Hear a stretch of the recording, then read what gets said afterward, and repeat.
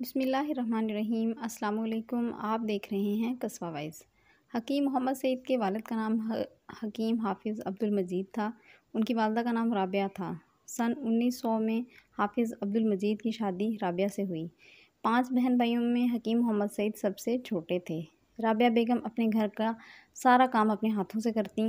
वो रोज़ाना बाज़ार से सब्ज़ी का रेट पता करवाती और मौसम की जो सब्ज़ी सबसे सस्ती होती वही मंगवा कर पकाती। कमाल की बात यह है कि उनके बच्चे भी किसी सब्ज़ी पर ये नहीं कहते थे कि नहीं ये नहीं खानी, वो जो पकाती खुशी खुशी खा लेते। जब हकीम अब्दुल मजीद फौत हुए तो उनके बड़े बेटे की उम्र 13 साल थी। उस पर्दा नशीन औरत ने घर में बैठे बैठे औलाद की तरबियत भी की और हमदर्द दवाखाने को भी इस तरह से चलाया कि आज वो दवाखाना एशिया का सबसे बड़ा यूनानी दवाखाना है। जब हकीम मोहम्मद सईद के वालिद का इंतकाल हुआ तो इनके दादा, चचा और मामूओं ने हमदर्द पर कब्ज़ा जमाने की कोशिश की। ऐसे साजिशी और हिर्सो लालच के माहौल में इस खातून ने हालात का बड़ी बहादुरी और इस्तकामत से मुकाबला किया। इस बारे में हकीम मोहम्मद सईद लिखते हैं कि हमारी वालदा ने एक दिल-ए-राना फ़ैसला किया कि दादा और चचा को उनका जो हक़ बनता था अदा कर दिया और मामूओं को एक मुलाज़िम के तौर पर हमदर्द में काम करने की दावत दी। मादरे हमदर्द एक मिसाली खातून थीं। वो ज़िंदगी भर पाबंदी से नमाज अदा करती रहीं और इखलाक की कोई भी कोताही किसी सूरत बर्दाश्त नहीं करती थीं। राबिया बेगम को 11वीं शरीफ की नियाज़ दिलाने का बहुत शगफ था। वो साल भर उसकी तैयारियां करतीं।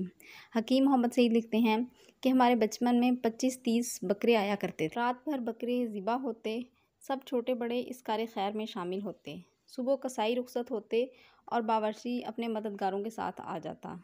मेरी वालदा दरवाजे के पीछे खड़े होकर हदायत देती, इतनी देगें बिरयानी की और इतनी कौरमे की पकनी हैं, ज़र्दा इतने से चावलों का बनेगा।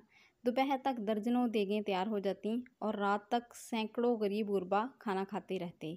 इस खिदमत में घर का हर फर्द मसरूफ़ रहता। इस ज़माने में 4 या 5 रुपए का बकरा आता था।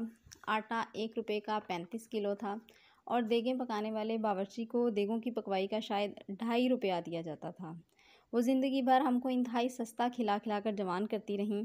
मशहूर था कि राबिया के घर जो तरकारी पकेगी समझ लो वो तरकारी उन दिनों सस्ती है, मगर वो बड़ी बड़ी रकमें पस अंदाज करके ज़रूरतमंदों को खुद जा जाकर खामोशी से पहुंचाती रहीं। उनकी इन्हीं नेकियों की वजह से हमदर्द दवाखाना इतना बड़ा दवाखाना है।